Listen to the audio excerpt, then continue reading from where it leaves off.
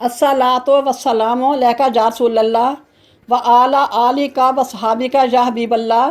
बिस्मिल्लाहिर्रहमानिर्रहीम। शुरू अल्लाह के नाम से जो बड़ा मेहरबान नहायत रहम वाला है।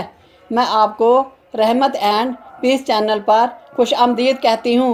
उम्मीद है कि आप सब खैरियत से होंगे। मेरी दुआ है कि अल्लाह ताला आप सबको अपने हिफ्ज़ मान में रखे। आज का मौजू है ग़ज़वा बदर।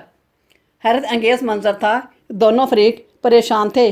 किसी का माँ जाया भाई सामने था तो किसी का बेटा तलवार सोंते खड़ा था और किसी का बाप अपने लगते जिगर का कलेजा तीरों से छलनी करने के लिए चिल्ला खींचे बैठा था।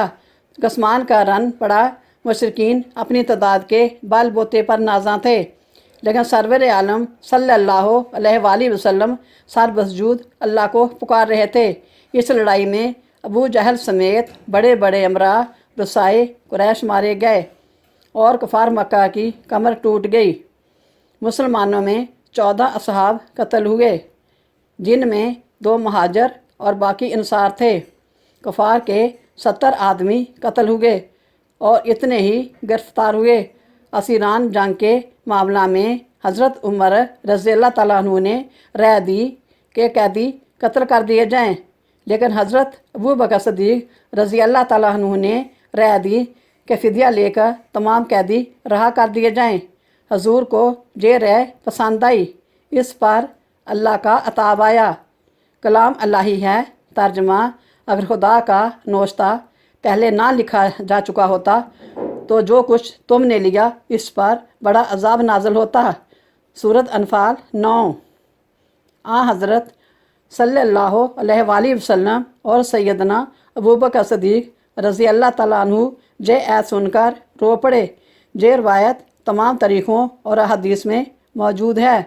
चूँकि माले गनीमत के मतलब पहले कोई हुक्म नहीं आया था, इसी पर अताब आया, इसलिए ये जुर्म माफ़ कर दिया गया।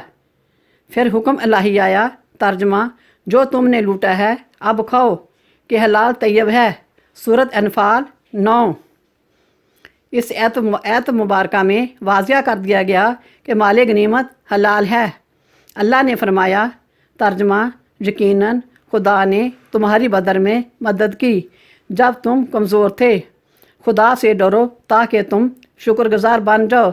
सूरत आले इमरान नंबर 12। बदर की खबर मक्का पहुंची तो घर घर मातम बरपा हो गया और कुरैश मक्का की इंतकाम की आग में जलने लगे।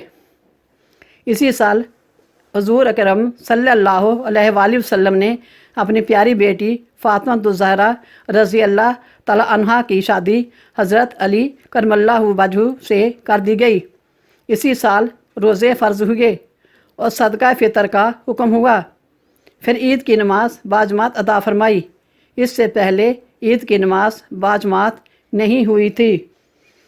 मेरे इस रहमत एंड पीस चैनल को सब्सक्राइब करें, लाइक करें, शेयर करें और कमेंट करें ताकि मेरी अगली वीडियो आपको मिल सके।